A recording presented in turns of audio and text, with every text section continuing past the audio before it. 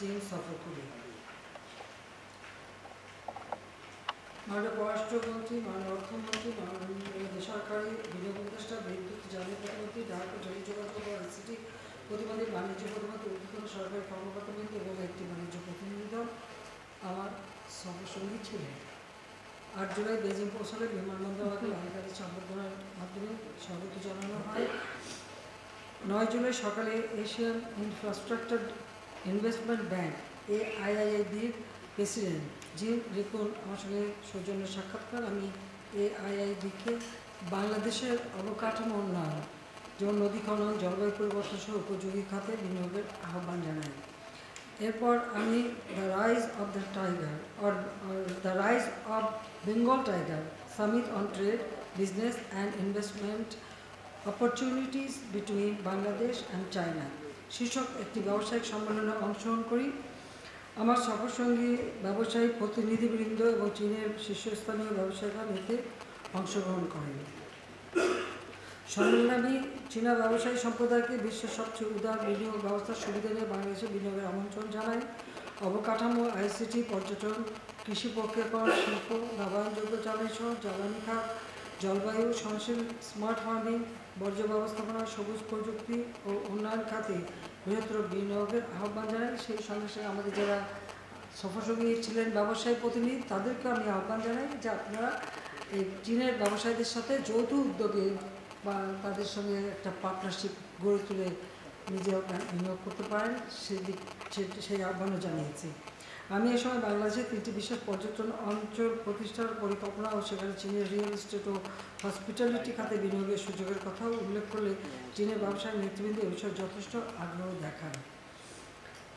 চীনের বাংলাদেশ দূতাবাস, বিডা, BSSC এবং চায়না ওয়ার্ল্ড সামিট উইং আয়োজিত এই সম্মেলনে চীনের vice minister of commerce Li Feng, China communication construction group company লিমিটেডের chairman Wang Tongzhu, HSBC China president ও CEO মার্ক ওয়াং, হুয়াওয়ের senior vice president Simon Lin বক্তব্য দেন এবং তাদের আগ্রহের কথা তুলে ধরেন। এই সম্মেলনে বাংলাদেশের 10টি কোম্পানির প্রতিনিধির সঙ্গে চীনের বিভিন্ন কোম্পানির 16টি সমঝোতা স্মারক ও চুক্তি সই হয়। 9 জুলাই বিকেলে আমি Chinese People's Political Consultative Conference CPPCC জাতীয় কমিটির চেয়ারম্যান ওয়াং হুইং এর সঙ্গে বৈঠক করি। এই বৈঠকে আওয়ামী লীগ এবং চীনের কমিউনিস্ট পার্টির মধ্যে যোগাযোগ বৃদ্ধিতে গুরুত্ব আরোপ করি। দলীয় নেতাদের পারস্পরিক সফরের বিষয়ে আমরা একমত হই। রোহিঙ্গা সমস্যা সমাধানে আমি চীনের সর্বত্র সহযোগিতা কামনা করি। এদিন বিকেলে আমি চীনের ঐতিহ্যবাহী তিয়ানমেন স্কোয়ারে শ্রদ্ধা নিবেদন করি।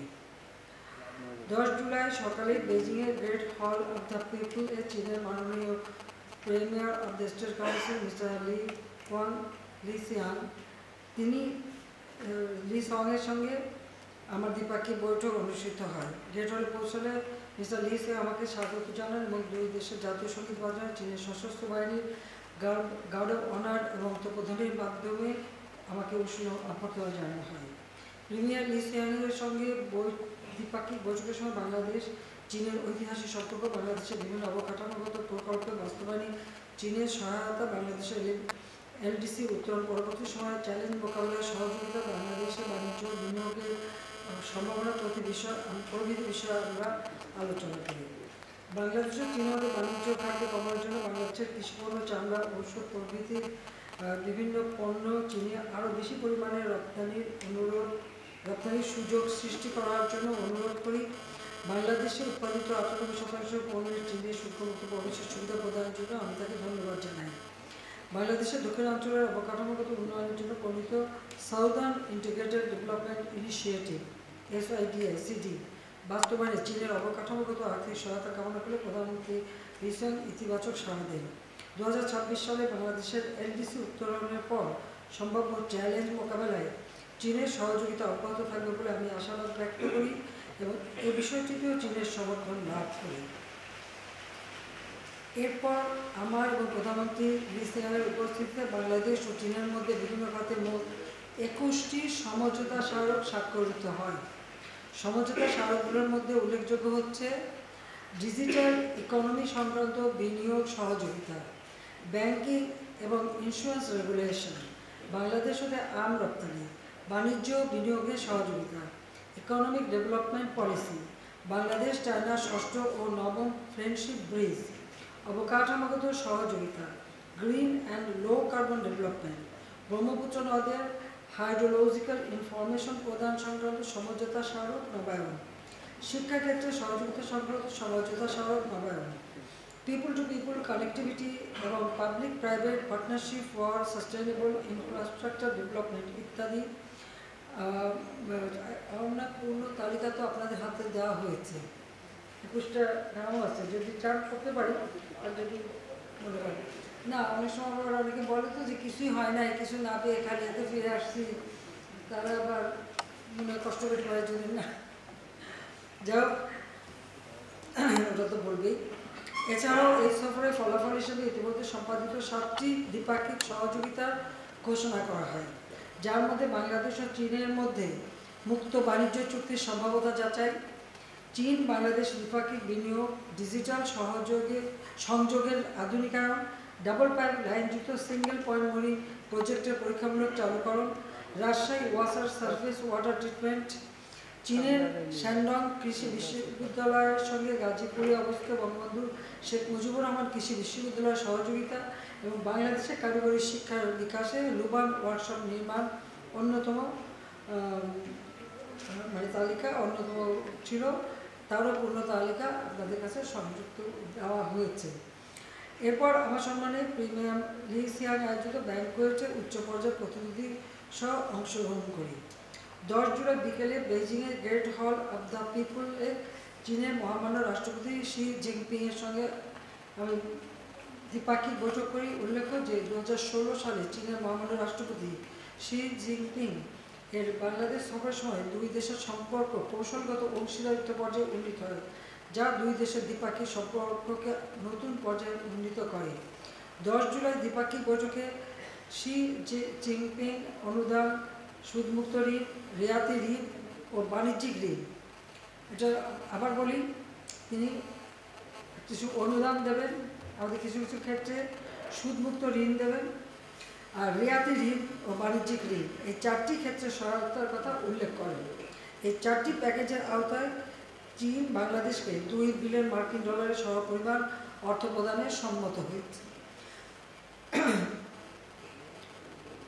পদ্মা সেতু আমরা নিজেদের অর্থে নির্মাণ করেছি, কিন্তু কনস্ট্রাকশনের কাজটা, নির্মাণ কাজটা চীনা কোম্পানিকে দিয়েই করানো হয়েছে।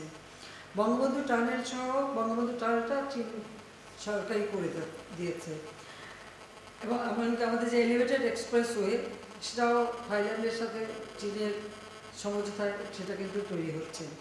কাজে এই সমস্ত বৃহদাকার অবকাঠামো নির্মাণে চীনের সহায়তার জন্য আমি তার প্রতি ধন্যবাদ জ্ঞাপন করি। চট্টগ্রামের আনোয়ারায় 800 একর জমিতে শিল্প বিনিয়োগ করার জন্য প্রেসিডেন্ট শি জিনপিং এর মাধ্যমে আমি চীনের উদ্যোক্তাদের আহ্বান জানাই। এর পাশাপাশি বাংলাদেশের 100টি অর্থনৈতিক অঞ্চল আইসিটি বিশেষায়িত অঞ্চলে চীনকে অর্থাৎ হাইটেক পার্ক, সেখানে চীনের বিনিয়োগের জন্য অনুরোধ করি। বাংলাদেশের প্রতি চীনের অব্যাহত সমর্থনের কথা উল্লেখ করে চীনের মহামান্য রাষ্ট্রপতি এখানে অধিকতর বিনিয়োগের বিষয়ে আশ্বাস প্রদান করেন। বাংলাদেশে আশ্রিত জোরপূর্বক বাস্তুচ্যুত মিয়ানমারের নাগরিক রোহিঙ্গাদের অবস্থা এবং তাদের সমস্যার প্রেক্ষাপট উল্লেখ করে এর সমাধানে আমি চীনের সহযোগিতা কামনা করি।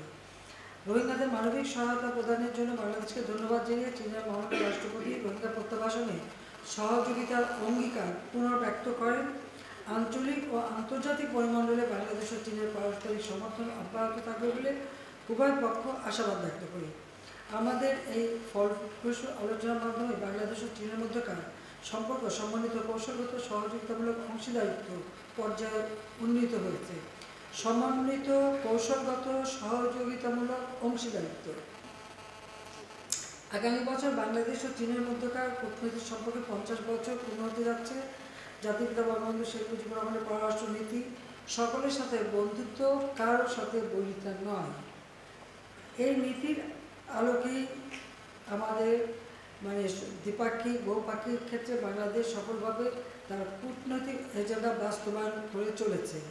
বৈশ্বিক উষ্ণতা, ফিলিস্তিন সংকট, মানবাধিকার, টেকসই উন্নয়ন, জাতিসংঘ প্রভৃতি ক্ষেত্রে বৈশ্বিক বাস্তবতার প্রেক্ষাপটে বাংলাদেশ ও চীন পারস্পরিক সহায়তার মাধ্যমে উন্নয়নের অগ্রযাত্রা অব্যাহত রাখবে বলে আমি বিশ্বাস করি।